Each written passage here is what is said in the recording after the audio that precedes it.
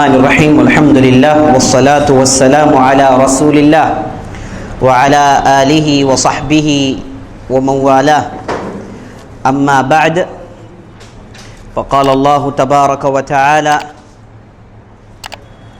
واعتصموا بحبل اللہ جميعا ولا تفرقوا وقال تبارک وتعالی وأن هذا صراطي مستقيما فاتبعوه ولا تتبعوا السبل فتفرق بكم عن سبيله ذلكم وصاكم به لعلكم تتقون۔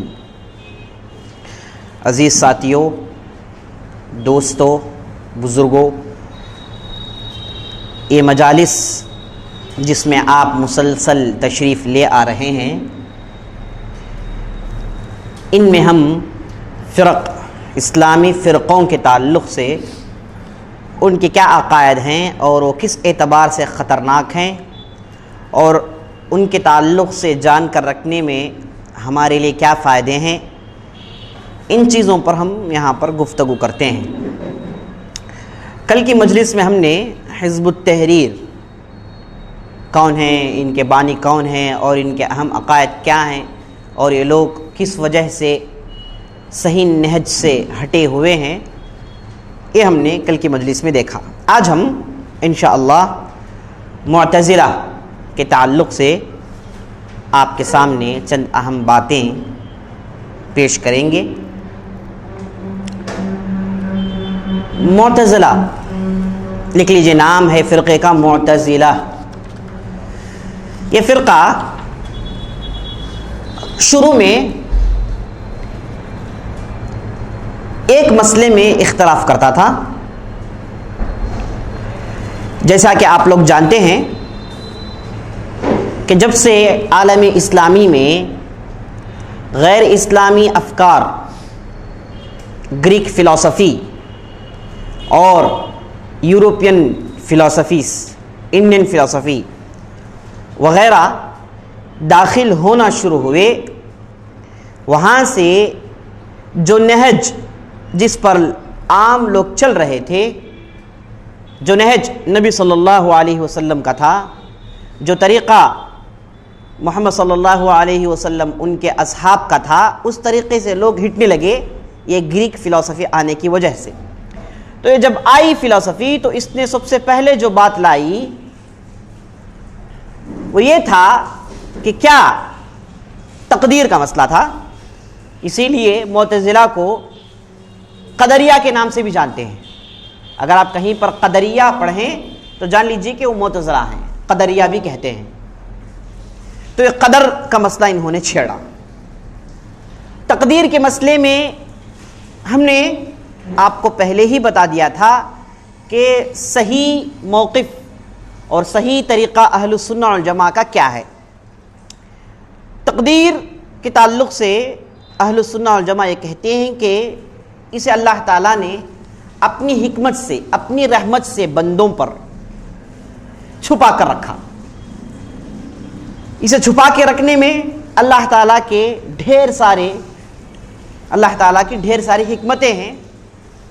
اللہ تعالیٰ نے اسے چھپا کر رکھا تاکہ بندہ زمین میں چین و سکون سے رہے، عمل کرے تو بڑے ہوشیاری کے ساتھ سوچ و سمجھ کر۔ اسی لیے اللہ تعالیٰ نے تقدیر کو چھپا دیا۔ تقدیر کیا ہے؟ آنے والی بات، جو کل ہونے والا ہے، آگے چل کر کیا ہوگا۔ یہ لمحہ آپ بیٹھ رہے ہیں، سن رہے ہیں، ایک لمحے کے بعد کیا ہوگا، آنے والا علم، آنے والی چیز کو تقدیر کہتے ہیں میرے دوست۔ جو چیز آنے والی ہے، چھپی ہوئی ہے، اسی لیے تقدیر کا مطلب چھپانا۔ تو اللہ تعالیٰ نے آنے والی چیزوں کو چھپا دیا۔ ایک مسلمان رہ کر مرے گا، گارنٹی نہیں۔ ایک کافر رہ کر مرے گا، کوئی ضمانت نہیں۔ ایک آدمی اب بیٹھا ہے، اگلا لمحہ بیٹھا ہوگا، نہیں معلوم۔ تو آنے والی چیز جو چھپی ہوئی ہے، اسی کو تقدیر کہتے ہیں، اسی کو تقدیر کہتے ہیں۔ اور اس تقدیر کو سمجھنے کے لیے چند باتیں آپ اپنے ذہن میں رکھیے۔ سب سے پہلی بات یہ ہے کہ اللہ تعالیٰ نے دنیا کو پیدا کرنے سے 50,000 سال پہلے پوری باتیں لکھ دی، جو بھی ہوگا، جو بھی ہونے والا ہے، سب کچھ اللہ تعالیٰ نے لکھ دیا۔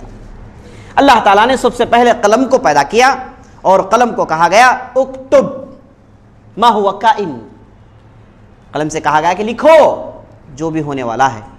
تو مسلم شریف کی روایت ہے، نبی صلی اللہ علیہ وسلم ارشاد فرماتے ہیں کہ اللہ تعالیٰ نے دنیا پیدا کرنے سے 50,000 سال پہلے سب کی تقدیر لکھ دی، سب کچھ لکھ کر محفوظ ہے۔ رفعت الاقلام وجفت الصحف، قلم اٹھا دیے گئے اور صحیفے جس میں تقدیر لکھی ہوئی ہے سوکھ گئے، اب اس میں چینجز آنے والے نہیں ہیں، قلم دوبارہ رکھا نہیں جائے گا، اٹھا دیا گیا ہے، لکھ کر اسے اٹھا دیا گیا ہے، یعنی پوری باتیں مقرر طے شدہ ہے، اس میں کوئی تبدیلی نہیں آئے گی۔ اللہ تعالیٰ نے اپنے علم سے اسے لکھ دیا۔ اب بندوں سے جو بھی آنے والی باتیں چھپا دیا، بندہ کب مرے گا، اس کے ساتھ کیا ہوگا، بندے کو نہیں معلوم۔ بندے کو یہ کہا گیا کہ اللہ تعالیٰ پر اطمینان سے بھروسہ رکھو، اللہ تعالیٰ رحیم کریم حکیم ہے، تم سے سب سے بہتر معاملہ کرے گا، ہاں اگر غلطی کرو گے تو پکڑے گا، پھنس جاؤ گے، غلطی مت کرو، اللہ پر امید رکھو، اللہ تعالیٰ تمہارے ساتھ جو بھی کرتا ہے اچھا کرتا ہے۔ تو مومن اللہ تعالیٰ کے تعلق سے عقیدہ رکھتا ہے کہ میرے ساتھ جو بھی ہو رہا ہے بالکل صحیح اور سچ ہو رہا ہے، اس میں میرے لیے خیر ہے، اس میں میرے لیے خیر ہے، یہ سوچتا ہے مومن۔ ایماندار آدمی ہے، غلطیوں سے بچا ہوا ہے، فاسق فاجر نہیں۔ اگر اسے پریشانی آئے تو یہ آدمی یہ سوچتا ہے کہ اللہ تعالیٰ کی طرف سے میرے لیے آزمائش ہے، اللہ تعالیٰ مجھے آزما رہا ہے۔ اللہ جب آزماتا ہے تو مطلب یہ ہے کہ اللہ تعالیٰ آپ کو پسند کرتا ہے، آپ سے محبت کرتا ہے اور آپ کے درجوں کو بلند کرنا چاہتا ہے۔ اگر کوئی فاسق فاجر آدمی، غلطی کرنے والا، گنہگار کسی مصیبت میں پھنس جائے تو اسے چاہیے کہ یہ سوچے کہ یہ میری غلطیوں کی وجہ سے ہوا ہے، میرے گناہ کی وجہ سے ہوا ہے، اور جو بھی ہو رہا ہے بالکل درست صحیح ہو رہا ہے۔ علیہ السلام، اس کے علاوہ تیسرا کوئی آپشن نہیں ہے، یہ سوچے، یہ تعلیم دی گئی، کہا گیا کہ مکمل بھروسہ رکھو، اچھا ہوا یہ اللہ تعالیٰ نے تمہارے پر نعمت کیا ہے، اگر کوئی برائی ہوئی، مصیبت ہے، یا تو پھر تم تمہاری غلطیوں سے درست ہو جاؤ، یا تو پھر اجر و ثواب اور بلند مرتبے کا انتظار کرو۔ اسی لیے آپ صلی اللہ علیہ وسلم نے کہا عجبا لامر المؤمن فإن امرہ کلہ خیر، تعجب ہے مومن کے معاملے میں، بڑا ہی عجیب و غریب معاملہ ہے مومن کا۔ اگر اسے کوئی پریشانی آتی ہے صبر کرتا ہے اور اس میں اسے اجر ہے، اگر کوئی خوشی آتی ہے تو اس میں وہ شکر گزار بنتا ہے، شکر کرتا ہے، اللہ کا شکریہ بجا لاتا ہے تو اس پر بھی اسے اجر ہے، یعنی ہر اعتبار سے اسے اجر ہے۔ اب فاسق گنہگار کو یہ سوچنا چاہیے کہ اللہ تعالیٰ نے مجھے آزمایا ہے، آزمائش ہے، اپنی غلطیوں کو ڈھونڈے، اپنے گریبان میں جھانک کر دیکھیں کہ کہاں کہاں غلطیاں ہو رہی ہیں، اسے اپنے آپ کو روکے۔ اگر کافر آدمی ہے، منافق جو تقدیر پر ایمان نہیں لاتا، تو ہوگا کیا اس کے ساتھ؟ چیخے گا، بلبلائے گا، ولولہ اٹھائے گا، کچھ بھی ہوگا نہیں، وہ بے قرار ہوگا، اطمینان اس کا جاتا رہے گا اور آنے والے معاملات کو وہ اپنے ہاتھوں سے خراب کر لے گا۔ ایک مومن، ایک گنہگار پکا مومن، ایک کم ایمان والا اور ایک کافر، اس کے علاوہ کوئی ہے نہیں دنیا میں۔ تو جو کافر ہے وہ جب پریشانی آتی ہے ایمان نہ ہونے کی وجہ سے بلبلاتا ہے، چیختا ہے، چلاتا ہے اور پریشان رہتا ہے۔ جو تقدیر پر ایمان رکھنے والا ہمیشہ پریشانی سے دور رہتا ہے، چین و سکون کی زندگی گزارتا ہے۔ اور جن کا ایمان ڈاونڈول ہے، کبھی یہ ہے کبھی وہ ہے، یہ تو اور پریشان رہتے ہیں۔ جیسے عام مسلمانوں کی حالت ہے جو آپ دیکھ رہے ہیں، نہ پختہ بھروسہ ہے، نہ ان کے اندر کفر اور نفاق ہے، بین مسئلہ ہے، ڈاون ڈول کا مسئلہ ہے، نہیں معلوم کہ کیا ہو رہا ہے، کبھی اللہ پر ایمان، اللہ کی باتیں، کبھی شہوت کی باتیں، کبھی برائیاں، نہیں معلوم اس کے ساتھ کیا ہو رہا ہے، ایسے ہی چل رہا ہے۔ ایسا آدمی بہت زیادہ پریشان ہوتا ہے، جو چیز وہ چاہتا ہے نہیں ملی پریشان ہوتا ہے، توقع سے باہر کوئی چیز واقع ہو جائے سمجھیے کہ اس کے اوسان خطا ہو جاتے ہیں، پریشان ہوتا ہے، بلبلاتا ہے، لوگوں سے جھگڑتا ہے، چڑھتا ہے، زندگی اس کی مقدر ہو جاتی ہے۔ تو تقدیر میرے دوستوں، اس پر مومن پختہ بھروسہ رکھتا ہے اور اسے اس میں کامیابی ملتی ہے۔ تو تقدیر میں پہلا نقطہ یہ ہے کہ آپ یہ سمجھیں کہ جو بھی ہوا بالکل صحیح اور صحیح ہوا ہے، اور اللہ تعالیٰ نے خیر کا معاملہ کیا، جو بھی ہے بالکل خیر کے ساتھ۔ دوسرا نقطہ تقدیر کے تعلق سے یاد رکھیے کہ بندہ جو دنیا میں دیکھتا ہے ایسی چیزیں دیکھتا ہے کہ اسے سمجھ میں نہیں آتا. دیکھتا ہے کہ ایک بچہ پیدا ہوا ہے، نہ اس کے آنکھیں نہ ہاتھ کام کر رہے ہیں نہ پیر کام کر رہا ہے ایسے بچے ہیں نا. بچے کی کیا غلطی بھائی؟ یہ کیا مومن ہے، فاسق ہے، فاجر ہے؟ کیوں آخر ایسا پیدا ہوا؟ ایک آدمی ہوشیار عقل مند پیدا ہوتا ہے اور ایک آدمی مالدار گھرانے میں پیدا ہوتا ہے، ایک آدمی غریبی کی حالت میں پیدا ہوتا ہے. یہ ایسے مسائل ہیں، جواب نہیں ہے کس کے پاس، کسی فلسفی اور کسی عقل مند کے پاس اس کے جواب نہیں ہے. اسی لیے ہٹلر نے اور اس کے ڈاروین تھیوری کو ماننے والوں نے کہا کہ اگر بچہ بیمار پیدا ہو، کمزور پیدا ہو، مار دو اسے، مرسے کے لیے. آپ اسے زندگی بھر زندہ رکھیں، اس کے پریشانیوں کو دیکھتے رہیں، اس کی تکلیف کو دیکھتے رہیں، بہتر ہے کہ مار دو اسے. اور انہوں نے کانسیپٹ بنایا only the fittest can survive, صرف اور طاقتور جو ہے وہی زندہ رہے گا. ایک کانسیپٹ انہوں نے شروع کیا، اس وجہ سے جو بھی کمزور تھے ان کو انہوں نے مار دیا. بولے کہ ہم طاقتور ہیں، ہم زیادہ زمین میں رہنے کے حقدار ہیں، کمزور رہ نہیں سکتے. یہ کہہ کے جو کمزور قومیں تھی سب کو انہوں نے گاجر مولی کی طرح کاٹا، بکرے بھچڑوں کی طرح ذبح کیا. چاہیے آسٹریلیا میں دیکھیے آبریجنز جن کو کہا جاتا ہے، ان کو انگریزوں نے ایک روز میں 15,000 لوگوں کو مارا ہے. اور افریقہ کے اندر انہوں نے ایسے کام کیے، انسانیت سر پیٹ کر رہ گئی، انسانیت کا انہوں نے زندہ جنازہ نکالا. وجہ یہی کانسیپٹ کو ماننے کی وجہ سے. تقدیر کا مسئلہ سمجھ میں نہیں آیا، بہت پریشانی ہے، یاد رکھ لیجیے. اللہ تعالیٰ نے آپ کو موقع دیا کہ آپ مسائل سمجھ رہے ہیں اور آسانی سے سمجھ رہے ہیں. تو تقدیر کے مسائل بڑے کٹھن ہوتے ہیں میرے دوستوں. تو جو کمزور پیدا ہوتا ہے، طاقتور، مالدار، غریب، اس کی وجہ کیا ہے؟ مومن کہے گا کہ اللہ تعالیٰ نے بالکل صحیح معاملہ کیا ہے. بچہ اگر لنگڑا لولا پیدا ہوا ہے لیکن اللہ تعالیٰ نے اس کے ساتھ صحیح اور بالکل صحیح معاملہ کیا ہے. یہ مومن کا عقیدہ ہے. نہیں جانتا انسان جاہل ہے. اگر اسے پیر دے دیا جائے تو وہ کیا گل کھلائے گا اللہ بہتر جانتا ہے، اور کتنے فرقے برپا کرے گا اللہ بہتر جانتا ہے. اگر کوئی آدمی اندھا نہیں، اس کے آنکھیں ہوتی تو وہ ایسے کام نہیں کر سکتا تھا جو اندھا ہونے کے بعد کیا ہے. آپ کے سامنے زندگی مثال سٹیفن فلیمنگز کی ہے، جانتے ہیں آپ، جس نے ہسٹری آف ٹائم لکھا ہے. یا اس کے تعلق سے جب یہ بچہ تھا تبھی کہہ دیا لوگ یہ زندہ نہیں رہے گا، اور اس کے بعد جب اس کی 30 سال کی عمر ہوئی تو پھر سرجری کیا گیا، بولا گیا کہ یہ زندہ نہیں رہے گا. یعنی بالکل آدمی پورا معطل ہے، پورا بیکار ہے، صرف 2 آنکھ کام کرتے ہیں اور اس کے بعد یہ ہے نا غیر معمولی کام کرتا ہے، بس ہاتھ پیر نہیں، کچھ بھی نہیں کام کرتے. اسے لوگ رکھ کے ڈھکیل کہتے ہیں.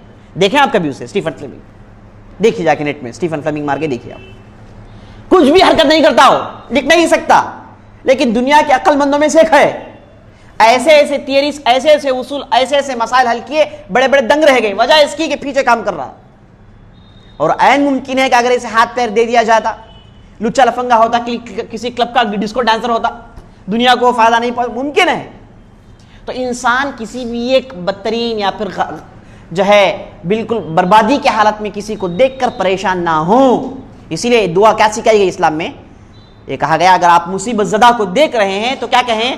الحمدللہ الذی عافانی مما ابتلاک وفضلنی علی کثیر ممن خلق تفضیلا. دعا یاد رکھیے. آپ نے کسی لنگڑے کو دیکھا، لولے کو دیکھا، اندھے کو دیکھے، کسی غریب کو، انتہائی غریب آدمی کو دیکھے تو آپ چلاؤ مت، بلبلاؤ مت، وہ سمپتی دکھانے کی کوشش مت کرو. تم نے اسے پیدا نہیں کیا ہے، تم اس کے خالق نہیں ہو، تم اسے کھانا نہیں ڈال رہے ہو. وہ سمپتی دکھانے کی کوشش مت کرو. بتا، یہ کہو اللہ کے لیے تعریف ہے جس نے تجھے جس چیز میں مبتلا کیا مجھے اسے بری رکھا ہے، اور مجھے اللہ تعالیٰ نے دنیا کے کئی مخلوقات میں بڑائی دی ہے. میں بہتر ہوں کئی لوگوں سے، کمزوروں سے بہتر ہوں، مالدار غریبوں سے میں بہتر ہوں. یہ سوچ آدمی کے اندر ہو. تو میرا دوست، تقدیر کے کانسیپٹ کو سمجھنے کے لیے آپ کے اندر یہ چیز بہت زیادہ ہونی چاہیے کہ جو بھی ہو رہا خیر ہو رہا، خیر ہو رہا ہے. اور اس کے بعد تقدیر کے تعلق سے یہ بھی یاد رکھیے کہ غلطی کرنے کے بعد آدمی تقدیر پر ساٹا نہیں مارے.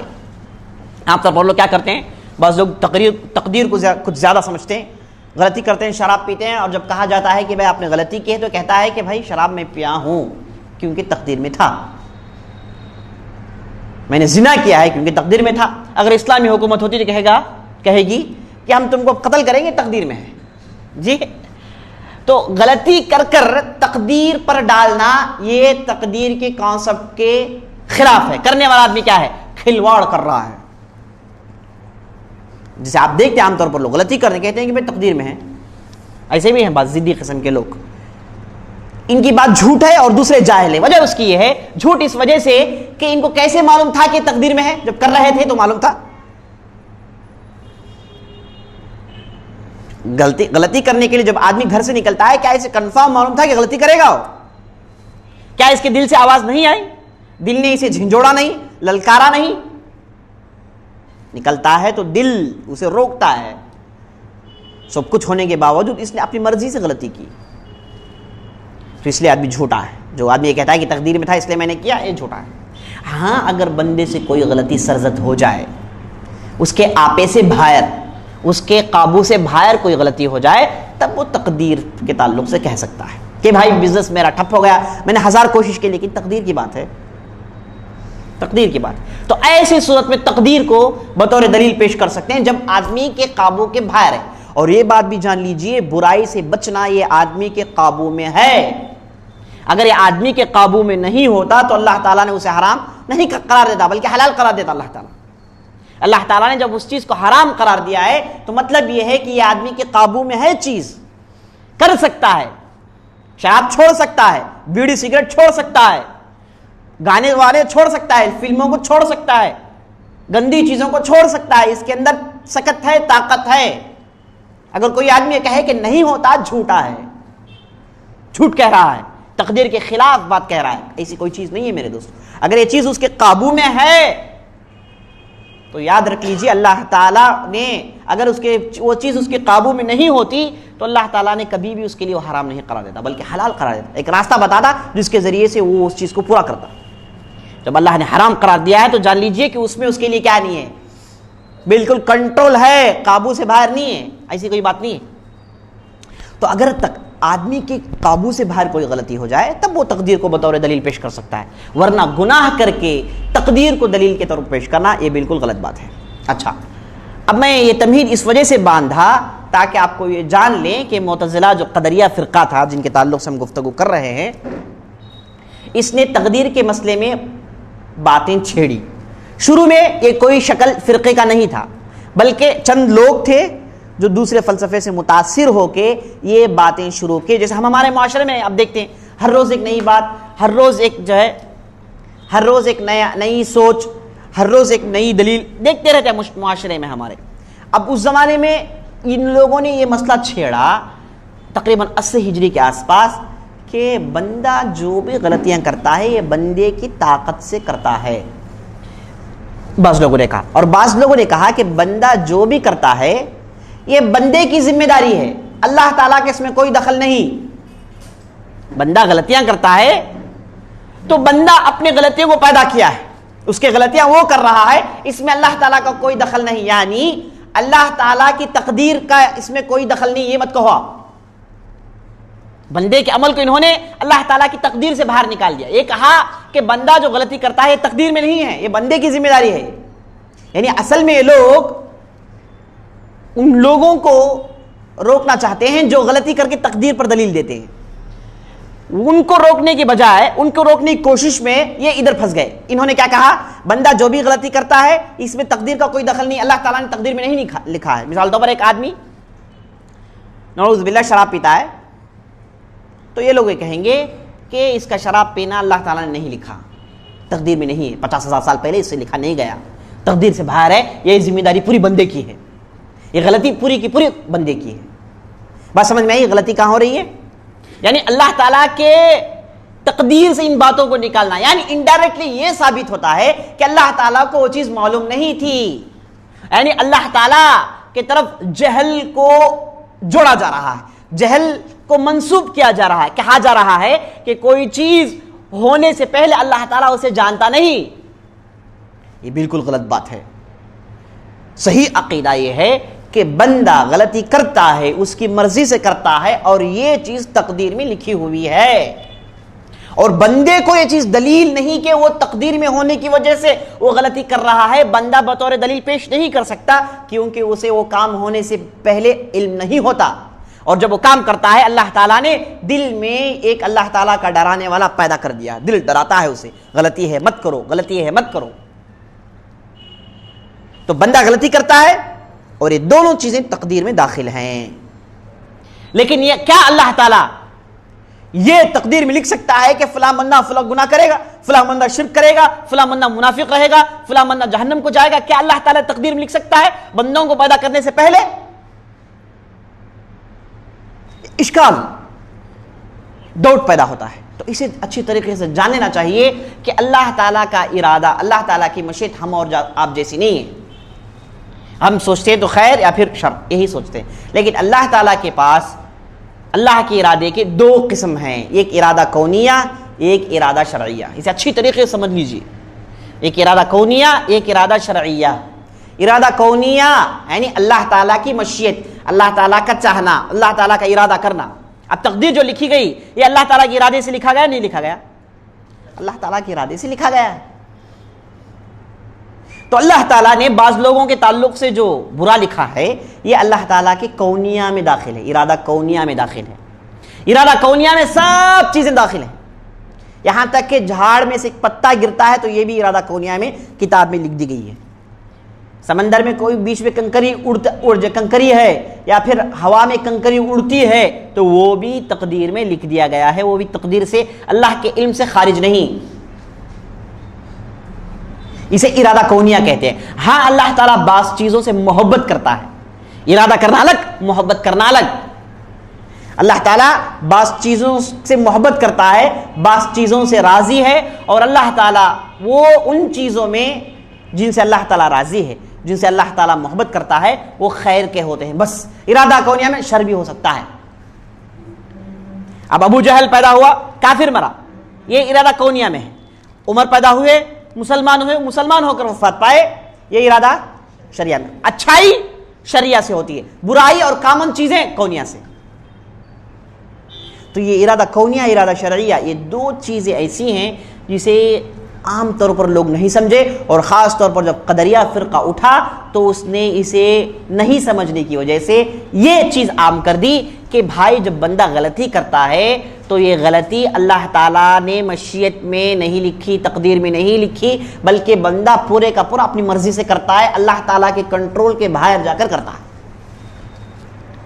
یہ فتنہ شروع کی۔ تو معتزلہ کا شروع میں جو شکل رہا یہی رہا، قدر کے مسئلے میں بحث کرتے تھے، اور شروع میں فرقے کی شکل میں نہیں تھے بلکہ اکا دکا ادھر ادھر تھے لوگ، اور بعض لوگ یہ کہنے کی وجہ سے قتل کر دیے گئے۔ جیسے ایک شخص تھا جس کا نام تھا، یہ سب سے پہلے کہنے والا، معبد الجہنی۔ معبد الجہنی، اسے 80 ہجری میں قتل کر دیا گیا، جسے حجاج بن یوسف نے قتل کیا۔ کیوں قتل کیا؟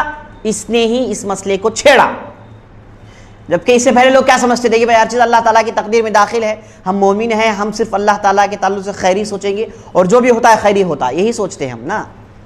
لیکن سب سے پہلے یہ کہنے والا کہ بعض چیزیں اللہ تعالیٰ کی تقدیر سے خارج ہیں، بعض چیزیں اللہ تعالیٰ کی تقدیر میں نہیں ہیں، اللہ تعالیٰ کی طرف جہل منسوب کیا۔ تو یہ معبد جہنی تھا، اسے قتل کر دیا گیا۔ قتل کرنے والا کون تھا؟ حجاج بن یوسف۔ اس کے بعد غیلان الدمشقی، یہ عمر بن عبدالعزیز کے زمانے میں تھا، اور اسے ہشام بن عبد الملک نے قتل کیا اسی وجہ سے۔ ہاں، غیلان الدمشقی، غیلان الدمشقی قتل کر دیا گیا۔ کیسے قتل کر سکتے ہیں بھائی؟ اس زمانے میں باقاعدہ قاضی تھے، اس آدمی کو بلایا گیا، بٹھایا گیا، اس کی پوری باتیں سنی، اور اس کے بعد اسے دلیل دی گئی، سمجھایا گیا۔ دلیل آنے کے باوجود وہ اڑا رہا، دلیل دے نہیں سکا، بلکہ کہا کہ میں نے جو بھی کہا وہی صحیح ہے، اڑا رہا۔ سمجھایا گیا، موقع دیے گئے، توبے کرنے کے موقع فراہم کیے گئے، جیل میں ڈالا گیا تاکہ سوچ کر بدل جائے، لیکن نہیں بدلا۔ جو آدمی یہ فکر رکھتا ہے تو اسلام سے خارج ہے۔ موقع دیے گئے توبہ کرنے کی، بات سمجھائی گئی، دلیل دی گئی، لیکن نہیں مانا، تو آخرکار قاضی کے لیے بالکل جائز ہے کہ ایسے آدمی پر حد جاری کرے، اور وہ تھا قتل۔ کافر ہو گیا، اور کافر ہو گیا تو مرتد ہو گیا۔ اب مرتد ہو گیا تو اس کا حکم کیا ہے؟ قتل کر دیا۔ اسی طریقے سے جہم بن صفوان کو قتل کیا گیا 120 پر 8 ہجری میں۔ قتل کرنے والے کا نام سالم بن احوز، اور اسی طریقے سے جعد بن درہم کو قتل کیا گیا اسی مسئلے کی وجہ سے۔ قتل کرنے والے کا نام خالد بن عبداللہ القصیری۔ ہاں، کسے؟ جہم بن صفوان، سالم بن احوز، وہ بستی کے گورنر رہے، تو ان لوگوں کو باقاعدہ قتل کر دیے. واللہ اکبر، بہترین بات ہے، کیونکہ اس وقت حکومت تھی، ایک گورنمنٹ تھی، خلافت تھی، تو حد جاری کرنا آسان تھا فتنے ختم کرنے کے لیے. لیکن آج کل نہیں ہونے کی وجہ سے ایسے لوگ بہت گھوم رہے ہیں ایسے لوگ. اچھا، تو میرے دوستو یہاں سے معتزلہ فرقے کا آغاز ہوا. مسئلہ کیا تھا؟ تقدیر کا انکار. یہ اس فرقے کے سمجھیے کہ فاؤنڈرز تھے جن کو قتل کر دیا گیا. لیکن یہ فرقہ بالکل ختم نہیں ہوا، موجود تھے، یہ کہنے والے موجود تھے، اور آگے چل کے انہوں نے ایک دوسرے فتنے کا آغاز کیا. دوسرا فتنہ کیا تھا؟ بڑا گناہ کرنے والا. بڑا گناہ کیا نہیں، جو آج بڑے گناہ کون سے ہیں؟ بڑے گناہ کون سے ہیں؟ شرک، سود، زنا، نعوذ باللہ، اس کے بعد سحر، اور اس کے بعد سود، اور اس کے بعد خون، قتل، اور اس کے بعد نمازوں کا چھوڑنا. تو یہ بڑے کبائر، جو آدمی بڑے گناہ کرتا ہے، توبہ نہیں کیا، توبے سے پہلے مر گیا، یا پھر زندہ ہے توبہ نہیں کر رہا ہے، ایسے بڑے گنہگار کو کیا کہا جائے؟ تو نبی صلی اللہ علیہ وسلم اور صحابہ کی سنت سے بات ثابت ہے کہ ہم اس آدمی کو کمزور ایمان والا کہیں گے، کافر نہیں کہیں گے، کافر نہیں کہیں گے، کافر نہیں کہیں گے. اور نبی صلی اللہ علیہ وسلم کے زمانے میں مسئلہ تھا ہی نہیں. لیکن یہ قدریہ فرقہ والوں نے بعد میں مسئلہ ایجاد کیا. انہوں نے کہا کہ بڑا گناہ کرنے والا بغیر توبہ کے مر جائے، مرنے کے بعد وہ کمپلسری جہنم کو جائے گا، اللہ پر واجب ہے کہ اسے جہنم میں ڈالیں. میں ابھی بتاؤں گا، فرق ہے. اللہ پر واجب ہے کہ اسے جہنم میں ڈالیں. دنیا میں اسے کیا کہیں گے؟ یہاں پر خوارج اور معتزلہ میں فرق ہے. خوارج کیا کہیں؟ دنیا میں بھی کافر کہیں گے. اب یہ معتزلہ کیا کہتے ہیں؟ دنیا میں نہ کافر ہے نہ مومن ہے، منزلہ بین المنزلتین. دنیا میں نہ کافر ہے نہ مومن ہے، یعنی نہ مومن کے سٹیج میں ہے نہ کافر کے سٹیج میں ہے، بلکہ دو سٹیجوں کے درمیان کا ایک سٹیج بٹوین ٹو سٹیجز. تو کیا ہے بھائی نئی چیز؟ بولے کہ یہی فیصلہ سنا سکتے ہیں، اس کے علاوہ کوئی چیز نہیں سنا سکتے. یہ دوسرا مسئلہ انہوں نے چھیڑا. اب یہ لوگ باقاعدہ کب فرقہ بنے؟ اس تعلق سے بعض اہل علم نے کہا کہ یہ حضرت علی کی جو طرفدار تھے شیعہ، جب معاویہ رضی اللہ عنہ کا زمانہ آیا تو یہ الگ رہے اور آخر تک الگ رہے. تو اس وجہ سے ان کو معتزلہ کہا جاتا. الگ رہنے کو عربی میں اعتزال کہتے ہیں.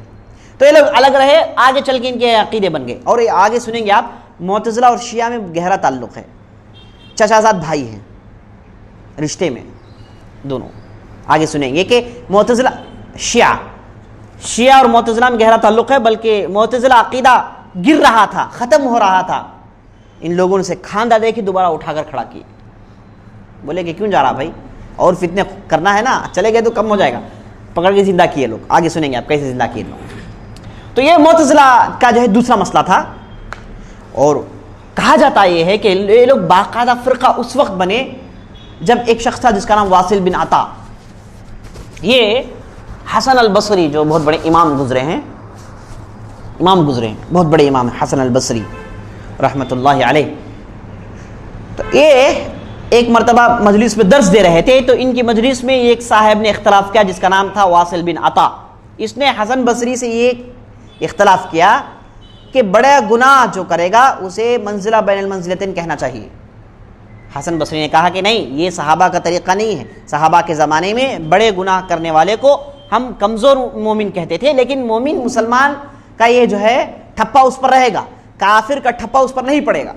انہیں سمجھایا، لیکن واصل بن عطا نہیں مانا اور مجلس چھوڑ کر اٹھ کر چلا گیا. اور بعض روایتوں میں آتا ہے کہ حسن بصری نے کہا کہ بھائی اعتزلنا، اٹھ کے جاؤ، تم بات نہیں سمجھتے، بھگا دیا ان کو. تو تب سے ان کا نام وہ گیا، تو باقاعدہ فرقہ شروع کیا اس نے.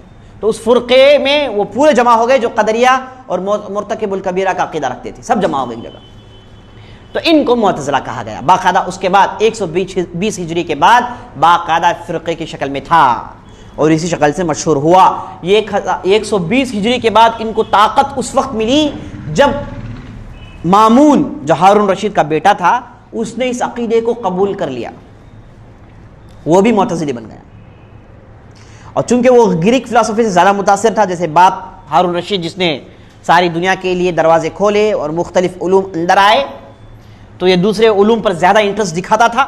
ہارون رشید بہت کچھ کیا اس نے، ہندوستان میں جتنے بڑے بڑے لوگ تھے سب کو اس نے دعوت دی، ہندوستان سے کئی لوگ گئے اور اس کے بارگاہ میں رہے، سنسکرت کے ماہر اور اس کے رامائن اور دوسرے اس کے ماہر، ویدوں کے ماہر اس کے مجلس میں تھے ہارون رشید کے، اور اسی طریقے سے یورپ سے اس نے گریک فلسفی کو منگایا۔ تو اس نے باقاعدہ ٹرانسلیشن سینٹر کھولا اور ان لوگوں کو باقاعدہ تنخواہ دے کر رکھا کام پر، اور یہ لوگ بہت کام کیے اور ڈھیر ساری کتابوں کو عربی میں منتقل کیا۔ اور ترکیہ اس وقت ان لوگوں کے پاس تھی، عیسائیوں کے پاس، ترکیہ کو مامون نے ہرا دیا اور پوری بستی اس کے ہاتھ میں آنے والی تھی، اس نے چند شروط پر بستی کو بستی والوں کے پاس دے دی، یعنی عیسائیوں کے پاس دے دی۔ اور وہ شروط کیا تھے؟ اس میں سب سے پہلا شرط یہ تھا کہ تمہارے پاس جتنی بھی کتابیں ہیں سب کو تم اونٹوں میں بھر کے بھیج دو گے بغداد، 20 سال تک میں تم کو ٹچ نہیں کروں گا، تمہاری حکومت کے قریب آؤں گا نہیں، 20 سال تک تمہارے لیے چھوٹ ہے، رہو، لیکن شرط یہ ہے کہ تمہارے پاس جتنی بھی کتابیں ہیں نا سب بھیج دو، اور اس کے ساتھ ساتھ اس کتابوں کو سمجھانے والے ان کو بھی بھیج دو۔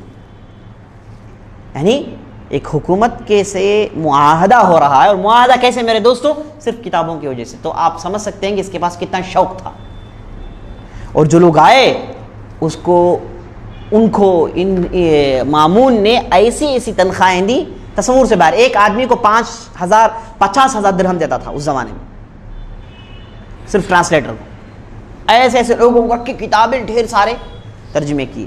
تو مامون جو تھا، جو گریک فلسفی سے غیر معمولی متاثر تھا، تو لازماً اس نے اعتزالہ کے عقیدے کو قبول کر لیا، معتزلی بن گیا۔ اور اس کے بعد اس نے زور سے شد و مد تلوار کی نوک پر لوگوں کو رکھا اور بڑے زور سے، ایڑی چوٹی کے زور سے اس عقیدے کی نشر و اشاعت کی، اور جو بھی مخالفت کے سب کو قتل کر دیا۔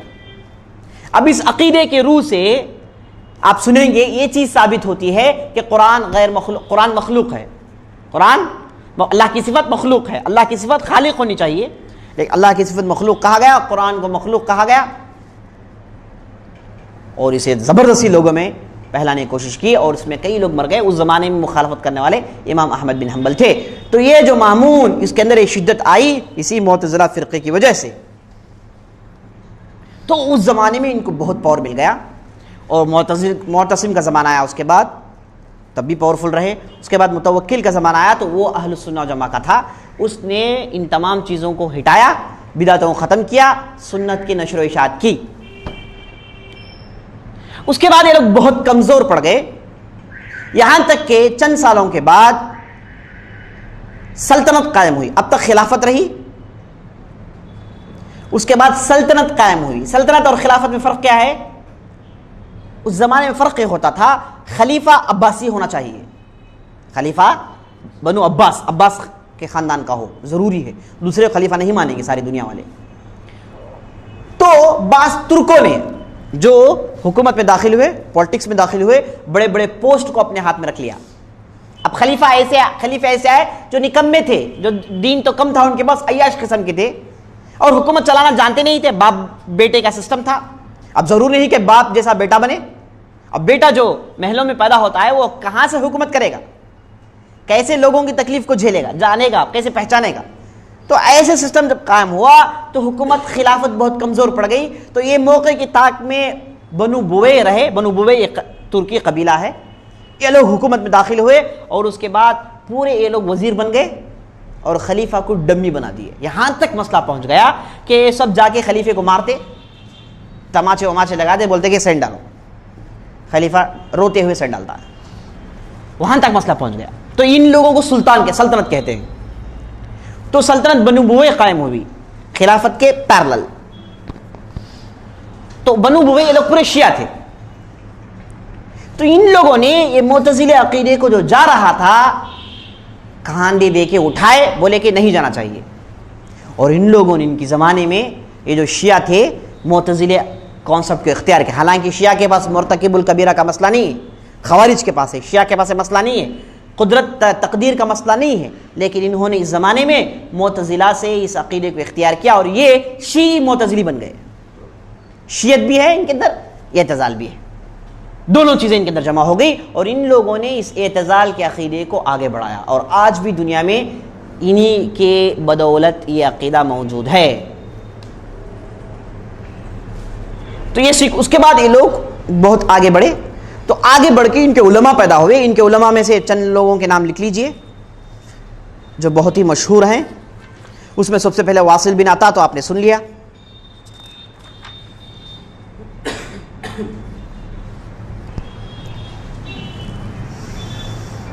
اس میں سب سے پہلے جو ہے واصل بن عطا, اور اس کے بعد عبد الجبار الحمدانی. عبد الجبار الحمدانی یہ معتزلہ کا مورخ ہے, معتزلہ کی تاریخ رکھنے والا یہی تھا, عبد الجبار. اور اس کے بعد آپ نے معبد الجہنی, جعد بن درہم, صفوان کے تعلق سے لکھا ہے. یہ سب انہی کے معتزلہ کے شروع کے لوگ تھے. اور اس کے بعد ابراہیم النظام, ابراہیم النظام,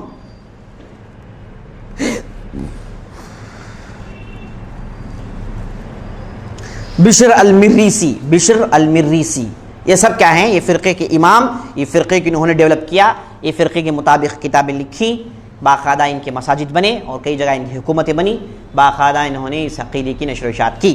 اس عقیدے میں معتزلہ کا عقیدہ میرے دوستو 5 چیزوں پر ہے, لکھ لیجئے 5 چیزوں پر, جسے یہ لوگ الاصول الخمسہ کہتے ہیں. معتزلہ یہ 5 چیزوں کو مانتے ہیں. سب سے پہلی چیز توحید, دوسری چیز عدل,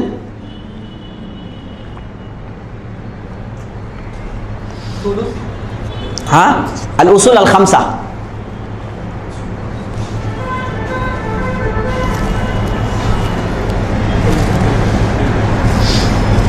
پہلی چیز میرے دوستو توحید, دوسری چیز عدل, تیسری چیز وعد و وعید, وعد و وعید, چوتھی چیز منزلہ بین المنزلتین, منزلہ بین المنزلتین, چوتھی چیز الامر بالمعروف والنہی عن المنکر, اچھائی کا حکم دینا, برائی سے روکنا. یہ ان کے 5 اصول ہیں, یہ ان کے 5 اصول ہیں. معتزلہ کو سمجھنا بہت ضروری ہے, ان کے عقیدے بہت پھیلے ہوئے ہیں, اس لیے ہم تفصیل سے جانیں. یہ ان کے 5 عقیدے ہیں. توحید اچھی چیز ہے, ظاہری طور پر تو ماشاءاللہ توحید تو ہونی چاہیے, عدل اور پوری باتیں ماشاءاللہ اچھی ہے, لیکن یہ لوگ توحید سے کیا مراد لیتے ہیں وہ ضروری ہے.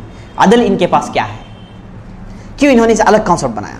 تو توحید میں میرے دوستو ان کے پاس کانسیپٹ یہ ہے کہ یہ لوگ اللہ کی پوری صفات کی تعطیل کرتے ہیں.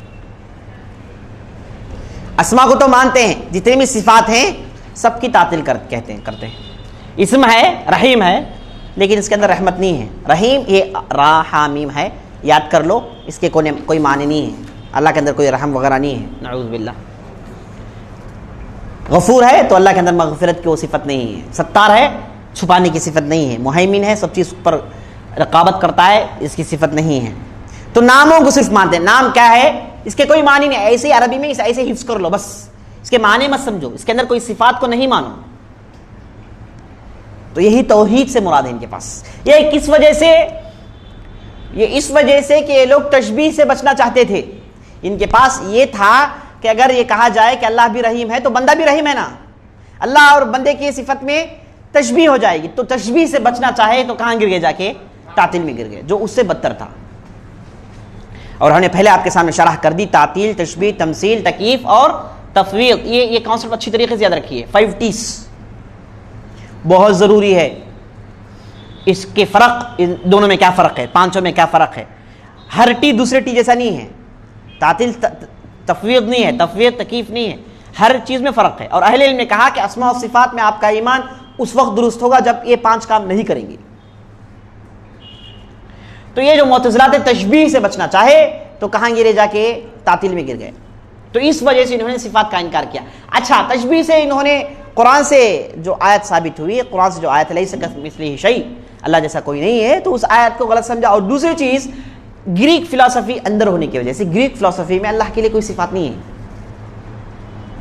یعنی وہ لوگ اللہ کے لیے سب سے پہلے ذات مانتے ہی نہیں ہے. اگر ذات مانتے ہیں تو صفات کا تو انکار کرتے ہیں وہ لوگ. اللہ کا ہر جگہ ہونا، یہ چیزیں جو عیسائیت میں داخل ہو گئی انہی لوگوں کی وجہ سے. گریک فلسفی میرے دوستو عیسائیت سے پرانی ہے، سمجھے آپ. یہ جو پلاٹو، ہپوکریٹس اور جو ہے الفنزو جو بھی تھے وہ تو بہت پرانے لوگ تھے، بہت پرانے لوگ تھے. تو یہ جو تھے ان کا عقیدہ یہی تھا کہ اللہ کا ہر جگہ ہونا، اللہ کی کوئی صفات نہیں ہے، محسوس کر سکتے ہیں آپ. ایسی ایسی باتیں کہہ کے گویا کہ اللہ کو ہے یا نہیں ہے ایسی چیز میں لے کے آ گئے تھے یہ لوگ. تو صحیح مذہب، صحیح دین ہی اس کی صحیح تشریح کر سکتا ہے. تو صحیح تشریح یہی ہے جو آپ نے سنا. تو یہ معتزلہ تھے جو گریک فلسفی سے متاثر ہونے کی وجہ سے صفات کا انکار کیا. اب ڈائریکٹ نہیں کر سکتے تو انہوں نے کچھ آیت کی تعویل کی، ورنہ آیت کے اندر وہ معنی نہیں ہے. تو توحید سے مراد کیا ہے میرے دوستو؟ تعطیل. اور اس کے بعد اللہ کی رویت کا انکار کرنا. اللہ کو ہم دیکھ نہیں سکتے، اللہ کی دیدار ممکن نہیں ہے. نہ جنت میں دیکھ سکتے ہیں، نہ دنیا میں دیکھ سکتے ہیں. ہمارا عقیدہ ہے کہ ہم جنت میں اللہ تعالیٰ کو دیکھیں گے، احادیث صاف ہے، قرآن کی آیت صاف ہے، لیکن یہ لوگ اس کا انکار کرتے ہیں.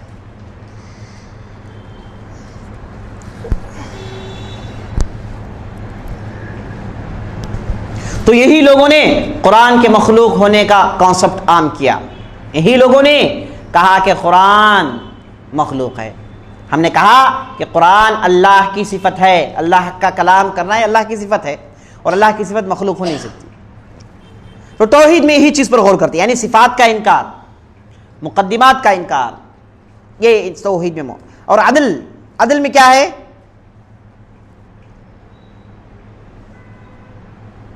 عدل میں ارادہ کونیہ اور ارادہ شرعیہ میں فرق نہیں کرنا، یہی عدل ہے. یعنی بندہ جو غلطی کرتا ہے وہ بندے کی ذمہ داری ہے. اس میں یہ مت کہو کہ اللہ تعالیٰ نے تقدیر میں اسے لکھا ہے، یہ مت کہو. عدل کا مطلب انصاف، یعنی گویا کہ بندے کے ساتھ انصاف کرنا چاہتے ہیں. یہ کہہ کے اللہ تعالیٰ کی طرف جہل منسوب کر دیے، تشبیہ سے بچ کر تعطیل میں گرے. اللہ تعالیٰ کو برائی سے بچانے سے بچتے ہوئے اللہ تعالیٰ کو جہل کی طرف منسوب کر دیے. عدل کا مطلب انصاف کرنا، تو انصاف بندے کے ساتھ کر رہے ہیں لوگ. کیا ہے؟ غلطی کرتا تو ہی کرتا، اللہ تعالیٰ نے تقدیر میں صحیح نہیں لکھا ہے. اب ایک حدیث جو مسلم شریف کی حدیث آپ کیا کہیں گے؟ تو کیا کہیں گے وہ لوگ؟ کہیں گے کہ بھئی احاد کی روایتیں ہم مانتے نہیں ہیں، عقیدے میں متواتر روایت ہونی چاہیے. احاد کی روایت یہ ان کے جو ہے ناک کو توڑتی ہیں، اس لیے اس کا انکار کرتے ہیں لوگ. یہ ہے میرے دوست عدل. اور وعد اور وعید میں کیا ہے؟ بڑا گناہ کرنے والا اگر توبہ نہیں کرے گا تو مرنے کے بعد جہنم کو جائے گا. یہ وعد اور وعید میں ہے. اور اس کے بعد منزلہ بین المنزلتین جو ان کا چوتھا کانسیپٹ ہے، وہ کیا ہے؟ بڑا گناہ کرنے والے کے دنیا میں آپ کیا کہیں گے؟ نہ مومن کہیں گے نہ کافر کہیں گے، دونوں کے بیچ میں کہیں گے. کیوں بھائی؟ مومن کہیں گے تو اس کا خون بہانا نہیں چاہیے، کافر کہیں گے تو اسے مومن نہیں کہہ سکتے، تو کافر کہیں تو قتل کرنا پڑے گا. سمجھ میں نہیں آیا ان لوگوں کو، تو انہوں نے کہا کہ دونوں کے بیچ میں کا مرتبہ، منزل. یہ میرے دوستوں منزلہ بین المنزلتین کا یہ ایسا کانسیپٹ ہے کہ آپ آگے چل کے عقیدہ پڑھیں گے تو آپ کو کئی باتیں معلوم ہوں گی. اور پانچواں امر بالمعروف و نہی عن المنکر کیا ہے؟ کہ بادشاہ کے خلاف ریبل کرنا. بادشاہ اگر غلطی کر دے، اب چونکہ بڑا گناہ کرنے والا کافر ہے ان کے پاس، نہ وہ مومن ہے، تو اس کے خلاف اٹھ کھڑا ہونا. جبکہ سنیں اہل السنہ والجماعہ کا عقیدہ کیا ہے کہ ولی الامر جب تک کھلا کفر نہیں کرتا اور علماء اس کا فتویٰ نہیں دیتے تو وہ لوگ اس کے خلاف ریبل نہیں کریں گے، بلکہ خاموشی سے اس کی اطاعت کریں گے. اب یہ کیا ہے؟ الامر بالمعروف والنہی عن المنکر میں یہ لوگ خروج کریں، ریبل کریں، اس چیز پر ابھارتے ہیں. تو یہ 5 ہے میرے دوست: توحید، عدل، اس کے بعد وعد و وعید، المنزلہ بین المنزلتین، اور اس کے بعد الامر بالمعروف والنہی عن المنکر. یہ 5 نام اچھی ہیں، لیکن اسے مراد کیا لیتے ہیں لوگ؟ جو آپ نے سنا پورے باطل عقائد ہیں، شروع سے لے کے پورے باطل عقائد ہیں. معتزلہ، یہ آپ جو بھی سن رہے ہیں معتزلہ، ابھی آپ سنیں گے انشاءاللہ۔ اس کے بعد ان کے پاس مصیبت کیا ہے، سب سے بڑی مصیبت جو اصول میں ہے، اندر ہے، وہ یہ ہے کہ لوگ عقل کو آگے کرتے ہیں، جو گریک فلسفی کا دین ہے، گریک فلسفی کی دین ہے، عقل کو آگے کرنا، عقل سے کتاب و سنت کو سمجھنے کی کوشش کرنا۔ عقل ان کے لیے بنیادی چیز ہے۔ کتاب جیسے آپ نے کل سنا، کل آپ نے جو تفصیل سے سنی، تو عقل کو آگے کرنا یہ مصیبت ہے۔ یہی چیز ان کو ان چیزوں پر ابھاری جو آپ نے سنا، ہر چیز میں عقل اگر مانے تو لیتے ہیں ورنہ نہیں لیتے ہیں، اور ہم بھی مانتے ہیں عقل کو، لیکن ہم عقل کو اس وقت نہیں مانیں گے، کب نہیں مانیں گے، چند پوائنٹس لکھ لیجئے۔ عقل کو ہم اس وقت نہیں مانیں گے جب یہ کتاب و سنت کے خلاف جائے۔ عقل کو مانیں گے ہم، عقل ضروری ہے، عقل سے آپ کو علم ملتا ہے۔ عقل کیا ہے؟ ایک علم سورس ہے، یہی انسان اور جانور یہی فرق ہے، لیکن ہم عقل اس جگہ نہیں استعمال کریں گے جب کتاب و سنت کے اگینسٹ جائیں، نہیں چلائے گا عقل، کیونکہ عقل اس جگہ زور نہیں لگا سکتی، عقل کا وہ ایریا نہیں ہے۔ جیسے ایک ڈاکٹر انجینئر بن نہیں سکتا، ویسے عقل کا وہ ایریا نہیں ہے، کیونکہ وہ ایریا کا علم عقل کو نہیں ہے، عقل کو وہ ایریا کا علم دینے والا وہی ہے، کتاب و سنت ہے، وہی بتائے گا عقل کو۔ عقل ان جگہ چرے گا، جیسے آپ نے بتایا، کل بتایا میں، جہاں کتاب و سنت اسے چرنے کی جگہ بناتا ہے، ورنہ یہ اپنی منمانی کرے گا تو آگ لگا دے گا بستی میں، برباد ہو جائیں گے لوگ۔ تو عقل کتاب و سنت کی روشنی پر چلے، اگر خلاف جائے تو عقل کو اٹھا کر پھینک دیں گے۔ ان کے پاس کیا ہے؟ کتاب و سنت اٹھا کے پھینک دیں گے، تعویل کر دیں گے آیت، ایک دوسرا معنی پہنا دیں گے۔ اب ہمارا طریقہ یہ ہے کہ نہیں، عقل کو چھوڑ دیں گے، کہیں گے کتاب و سنت میں جو بات کہی گئی بالکل صحیح ہے، اور عقل کو ہم اس وقت چھوڑ دیں گے جب ہم غیب پر گفتگو کریں گے، غیب کی باتوں پر۔ غیب کی باتیں کیا ہیں؟ جنت دوزخ، جنت میں ہوگا دوزخ میں ہوگا، قیامت کے دن یہ مسائل پیش آئیں گے۔ غیب، امور غیبیہ میں عقل کا کام نہیں چلے گا۔ اور اسی طریقے سے ہم کتاب و سنت کو آگے کریں گے جہاں پر ہم اس کا صحیح علم نہیں جانتے۔ ایک ایسی چیز آئی، اسے آپ نہیں جانتے کہ اس کی حقیقت کیا ہے، تو وہاں پر عقل کو پیچھے چھوڑیں گے، کتاب و سنت کو مانیں گے۔ مثال کے طور پر آپ نماز پڑھتے ہیں، اللہ اکبر، رکوع کرتے ہیں، سجدہ کرتے ہیں، کیوں بھائی رکوع سجدہ کریں؟ صرف سجدہ کر لے تو کافی ہے، صرف رکوع کر لے تو کافی ہے، کیوں ایسے اسٹرکچر سے نماز پڑھے؟ یہاں کیا آپ کے دماغ کام کر سکتا ہے؟ کتاب و سنت کو آگے کریں گے۔ حج گئے آپ، طواف کیے، اور اس کے بعد جا کے کنکریاں مارے، آپ پتھر مار رہے ہیں، کیا کانسیپٹ ہے؟ یہ پتھر ہے، جمرات، آپ بھی پتھر مار رہے ہیں، یہ کیا ہے؟ کیا عبادت میں کیا شمار ہے؟ نہیں، ان چیزوں میں آپ عقل نہیں استعمال کر سکتے، آپ ان چیزوں میں کتاب و سنت کو مانیں گے۔ تو میرے دوستو، اگر یہ تین چیزیں اگر نہ ہو تو عقل ہونا ضروری ہے۔ بغیر عقل کے انسان نہیں ہے، ہم اور آپ عقل سے سوچتے ہیں، اور کتاب و سنت میں عقل پر ابھارا گیا کہ عقل استعمال کرو، ہوشیار بنو، عقل استعمال، افلا تتفکرون افلا تعقلون ام علی قلوب اقفالها۔ کیا وہ لوگ قرآن پر غور نہیں کرتے؟ کیا لوگ سوچتے نہیں؟ کیا عقل نہیں رکھتے؟ کئی جگہ اللہ تعالیٰ نے کہا ہے، یعنی اللہ تعالیٰ نے خود کہا کہ عقل سے سوچو، ضروری ہے، لیکن یہ عقل کیا نہ ہو، یہ تین چیزوں سے ٹکرائے نہ، کیونکہ عقل کا وہ ایریا نہیں ہے۔ عقل استعمال کرے گا تو ضرور غلطی ہوگی، جیسے دوسرے فلاسفر سے ہوئی، کیونکہ یہ معاملے صرف اللہ ہی طے کر سکتا ہے۔ تو میرے دوستو، اس کے بعد آپ عقل کا استعمال کر سکتے ہیں، بلکہ کرنا چاہیے۔ تو یہ معتزلہ کے اصول ہیں۔ اب یہ کہاں ہیں؟ جیسے آپ نے سنا، یہ لوگ بغداد سے شروع ہوئے، عراق میں رہے، اور عراق میں ان کا اڈا رہا ایک زمانے تک، لیکن اس کے بعد یہ لوگ کم ہو گئے تو یہ شیعہ میں جا کے مکس ہو گئے، شیعہ اعتزال کو اختیار کرنا شروع کر لیے۔ لیکن یہ جو عقل کو استعمال کرنا، عقل کو بنیاد بنانا، یہ کانسیپٹ آج بھی موجود ہے، آج ہمارے دنیا میں موجود ہے، مصر کے اندر موجود ہے۔ کئی علماء ہیں جو ہے، جیسے احمد امین، طہ حسین، یہ سب مشہور آج کے علماء ہیں مصر کے، جو ابھی چند دنوں پہلے وفات پائے۔ ان لوگوں نے عقل کا استعمال کیا۔ احمد بن امین ایک بہت بڑے مورخ ہیں، وہ خود اپنی کتاب میں کہتے ہیں کہ معتزلہ کا مرنا یہ کیا ہے، بہت بڑا نقصان ہے، معتزلہ کا ختم ہونا عالم اسلامی سے یہ ہمارے نقصان دہ ہے، یہ کہتے ہیں، اب کی بات کہہ رہا ہوں، احمد بن امین نہیں، وہ عقل کا استعمال کریں گے، دجال کا انکار کریں گے. اب ہاں نہیں، وہ اہل سنہ اصول میں اہل سنہ کے ساتھ نہیں ہے. ہاں وہ معتزلہ اپنے آپ کو نہیں کہتے. معتزلہ وہ ہے جو پورے اصول کو اپنائیں، اس میں ویسے وہ لوگ اپناتے نہیں. وہ لوگ اپنے آپ کو سنی کہیں گے، مین اسٹریم کہیں گے، لیکن ان کے اندر وہ اعتزالی لاجیکل چیزیں موجود ہیں. ہم عالم ہے، مشہور ہے، مشہور ہے، کئی کتابیں ان کی، کئی کتابیں ان کی.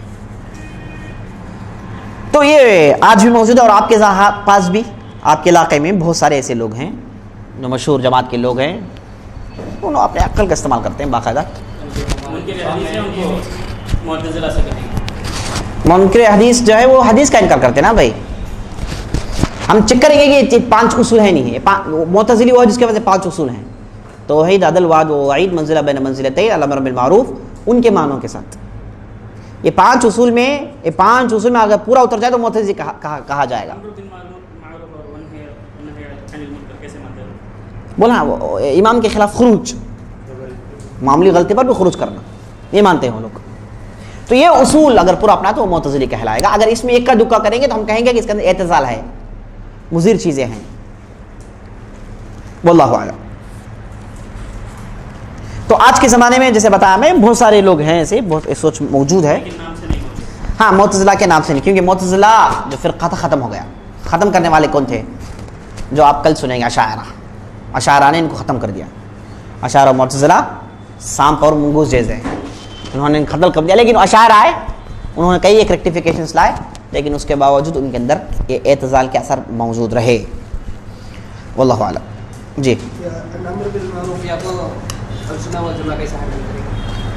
اچھائی کا حکم دیں، برائی کو کہ ہمارے جو ہے سوسائٹی کا ایک حصہ ہے. المؤمنون بعضهم اولیاء بعض یأمرون بالمعروف وینہون عن المنکر ویؤمنون باللہ. اصول ہے ہمارے پاس اچھائی کا حکم کرنا اور برائی سے روکنا، کرتے رہیں گے مرتے دم تک. من رأى منکم منکرا فلیغیرہ بیدہ فإن لم يستطع فبلسانہ فإن لم يستطع فبقلبہ وذلک ضعف الایمان. مومنین کا ہی طریقہ ہے، اگر زور ہے تو ہاتھ سے روکیں گے، زور نہیں ہے تو کم از کم زبان سے روکیں گے. اگر زبان سے کہنا بھی کہہ نہیں سکتے تو کم از کم دل میں سوچیں گے. یہ اصول ہے. عمل بالمعروف اور نہی عن المنکر ہمارے پاس ہونا چاہیے. اگر بادشاہ بھی غلطی کرے، ولی الامر غلطی کرے، نصیحت کرتے رہیں گے. آپ صلی اللہ علیہ وسلم نے حدیث میں کہا کہ 3 چیزوں سے مومن سیری محسوس نہیں کرتا، اس کا پیٹ نہیں بھرتا. 3 چیزوں سے، اس میں سے آپ صلی اللہ علیہ وسلم نے ایک چیز کا کہا، مناصحۃ الامراء، جو ولی الامر ہے، جو بادشاہ ہے، ان کو نصیحت کرنا. اس سے مومن کا پیٹ بھرتا نہیں، ہمیشہ کرتے رہتا ہے، مسلسل نصیحت کرتے رہتا ہے. کب تک؟ جب تک کھلا کفر نہ کرتا. اور جی یاد نہیں ہے مجھے اور تو کیا ہے اس میں، میرے خیال سے قرآن ہے شاید، قرآن کے پڑھنے سے. اور ایک بات یاد نہیں ہے. تو اہل علم جو ہے نصیحت کرتے رہیں گے، بادشاہ سے نصیحت کرتے رہیں گے اور اسے روکیں گے. ایسے ہی بادشاہ کو شترے بے مہار چھوڑنا کیا ہے؟ یہ سنی طریقہ نہیں ہے. اور اس کے بعد یہ مت سمجھیے کہ آپ بادشاہ نصیحت کریں گے تو جو ہے بادشاہ کے غلام بن کر رہے، نہیں، ڈٹ کر کہیں گے. جیسے ہم کو سلف سے ملتا ہے، جیسے سعید بن مسیب سے ملتا ہے، سعید بن جبیر سے ملتا ہے، انہوں نے غلطی کو ڈٹ کر کہا. سمجھے آپ؟ تو ایسا کہیں گے. اور امیر کی اطاعت کریں گے، اس کا مطلب نہیں کہ آپ اسے دلی محبت کریں، نہیں. غلطی ہو تو غلطی بتائیں گے، اطاعت تو کریں گے. شریعت نے اسے چیز دی ہے، اطاعت تو کریں گے، لیکن اسے محبت کرنا اس وقت کریں گے جب اس کے پاس دین ہو، دیندار آدمی ہے، اللہ کے لیے لڑتا ہے، اللہ کے لیے رہا ہے، ایسے محبت بھی کریں گے. لیکن جو آدمی بالکل عیاش قسم کا ہے، اطاعت کریں گے لیکن محبت تو نہیں کریں گے. واللہ اعلم. سوسائڈ کر لیتا ہے کہ تقدیر میں تھا ہے یا پہلے سے تقدیر اس کے اوپر ایسا لکھی ہوئی ہے یا اس کی غلطی ہے؟ کون سا آدمی؟ نام بولیے. نہیں، یہی تقدیر میں فرضی سوالات نہیں آ سکتے. تقدیر میں فرضی سوالات نہیں کر سکتے آپ. ایسا ہوگا تو کیا مولوی صاحب نہیں کر سکتے آپ. کسے معلوم؟ میں تو تقدیر نہیں لکھا. میں تو کہوں گا کہ کسی شخص کا نام بتائیے، بولے کہ بھائی فلاں آدمی جو ہے سوسائڈ کر لیا، تقدیر میں تھا یا نہیں تھا. میں کہوں گا تقدیر میں تھا اس لیے سوسائڈ کیا ہو. اب ایک آدمی ہے، ان کا نام عبد الرحمان، سوسائڈ کرنے والے ہیں، مریں گے نہیں مریں گے؟ بولو مولوی صاحب ہم کو نہیں مار. جی ہٹلر مر گیا تو تقدیر میں تھا، نہیں مرا تو وہ بھی تقدیر میں. جی وہ سوسائڈ کر لیا, پھنس گیا تھا, وہ خطرناک قسم سے پھنس گیا تھا.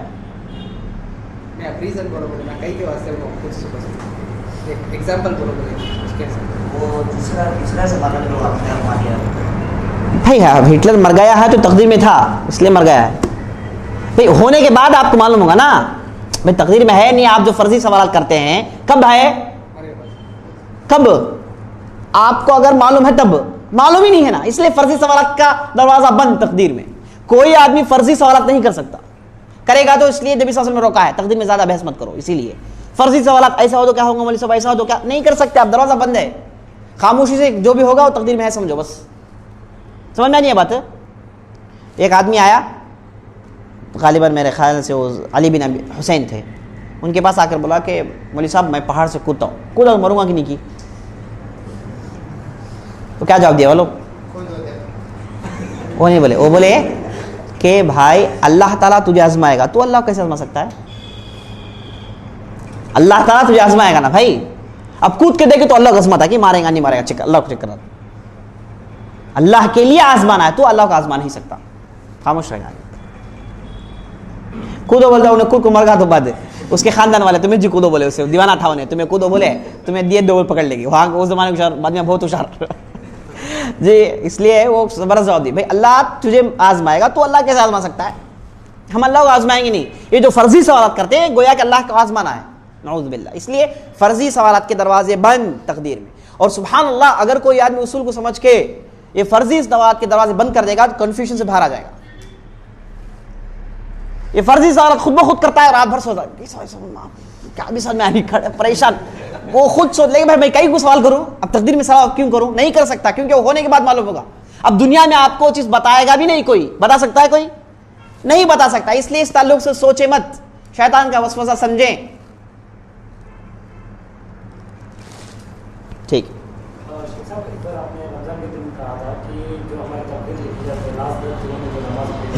اچھا سوال, صحیح ہے. ہاں سوال یہ کرتے ہیں کہ بعض اہل علم کہتے ہیں کہ تقدیر کی جو ہے 4-5 قسمیں. ایک قسم کیا ہے, تقدیر عمری, یہ کب لکھی جاتی ہے, جب ماں کے پیٹ میں ہوتا ہے, جب 4 مہینے کا ہوتا ہے. ایک ہے تقدیر حولی, سال کی تقدیر, یہ کب لکھی جاتی ہے, لیلۃ القدر. ایک ہے تقدیر فردی, ایک آدمی کی تقدیر, یہ کب لکھی جاتی ہے, 1 سال کی تقدیر, تقدیر سنوی. اور اس کے بعد یومی بھی ہے, عصر میں جب ملائکہ لے کر آتے ہیں. تو یہ کیا ہے تقدیر قسمیں, یہ تقدیر کے قسمیں سمجھنے کے لیے لوح محفوظ سے جو تقدیر میں جو باتیں ہیں وہ نکال کر اللہ تعالیٰ لیلۃ القدر میں لے کر آتا ہے. اور لیلۃ القدر میں ملائکہ کو یہ پیپرز دیے جاتے ہیں کہ بھائی 1 سال یہ ہوگا, ورنہ لوح محفوظ میں پوری چیزیں لکھ دی گئی ہیں. وہ باتیں نکال کے ملائکہ کو کہا جاتا ہے کہ بھائی یہ سال میں فلاں دن فلاں آدمی کو وہاں سے اٹھانا ہے, فلاں آدمی کو وہاں سے داشا مکان سے اٹھانا ہے, جی آئسو سے اٹھانا ہے جی اور اس کے بعد یہ ملائکہ کو بتایا جاتا ہے. اور ایک حدیث بھی ہے, لا يرد القضاء الا الدعاء, تقدیر کو بدلنے والی صرف دعا ہے. وہ کیسی تقدیر بدل سکتی ہے, مطلب یہ ہے کہ فرشتوں کے پاس جو ہوتا نا لفافہ, اس میں چینجز ہوں گے, اس میں نہیں ہوں گے. وہ ادھر لکھا ہوگا, پورا چینجز کے ساتھ لکھا ہوگا ادھر, تو پورا بیک اپ سمجھیے آپ جی, وہ ادھر لکھی ہوئی ہے. تو یہ جو تقدیر جو روزانہ زندگی کی ہے, یہ ملائکہ جو آتے ہیں نا وہ لے کر آتے ہیں. اب ایگزیکٹلی یہاں کیا ہوتا ہے ہم نہیں کہیں گے, نبی صلی اللہ علیہ وسلم حدیث میں کہا تو کہہ دیں گے. اب بھائی ایک آدمی جو پیدا ہوتا ہے اس پر اس کی جو تقدیر لکھی جاتی ہے, یہ لکھ کے فرشتے کے پاس کہاں آ کے لکھتے ہیں. اگر کوئی آدمی سوال کرے کہ بچہ جب پیدا ہوتا ہے, کہا گیا کہ فرشتے آ کے لکھتے ہیں, کہاں لکھتے ہیں, کہاں ہے پیپر, کہاں لکھتے ہیں, نہیں معلوم, خاموش رہ جائیں گے. یہی ہمارا ایمان ہے, لکھتے ہیں بس خلاص, اللہ بہتر جانتا ہے. تو یہ احادیث سنا کے آپ کو تقدیر کے ڈیپ مسئلے میں جا کے ڈیپ ڈسکشن کرنے کے لیے نہیں. یہ حدیث اس وجہ سے ہے کہ بندہ تو جتنا بھی محنت کرے گا تجھے اتنا ہی ملے گا. اللہ سے دوڑ کر مت جا, اللہ کا ہو کر رہ جا. زندگی میں تو حاصل کرے گا وہی چیز حاصل کرے گا جو لکھی گئی ہے. حرام میں جا کے حاصل کرنے کی کوشش مت کر. یہ چیزوں پر ابھارا گیا ہے نا حدیث میں. تو نبی صلی اللہ علیہ وسلم جو احادیث سنا رہے تھے تو قدریہ معتزلہ کے مخاطب تو نہیں تھے نبی صلی اللہ علیہ وسلم, اور ڈیپ گریک فلسفی کے لوگ بھی نہیں تھے, معمولی لوگ تھے. ان کو آپ صلی اللہ علیہ وسلم نے ایسے احادیث سنائے جو بالکل فطری تھے, ان کو عمل پر ابھارتے تھے. وہ جو ہے کراس مائنڈڈ لوگ نہیں تھے. کراس مائنڈڈ لوگ کراس سوچتے ہیں, وہ لوگ بالکل فطرت پہ تھے. اور ہر چیز جو سنتے اس پر عمل کرنے کی کوشش کرتے تھے، تو ان کو ایسے حدیث سنائے گئے. اسی لیے بعض لوگوں کے سمجھنے میں تکلیف ہوتی ہے. اب جو لوگ اصول سمجھ لیں گے ان کو سمجھنے میں کوئی تکلیف نہیں. تو یہ جو تقدیر جو کہتے ہیں سالانہ عمری، یہ تقدیر پہلے آسمان سے نیچے لوح محفوظ سے پہلے آسمان میں لایا جاتا ہے، وہاں سے ملائکہ کے ہاتھ میں وہ پیپرز دیے جاتے ہیں. یہی اس سے مراد ہے. واللہ اعلم.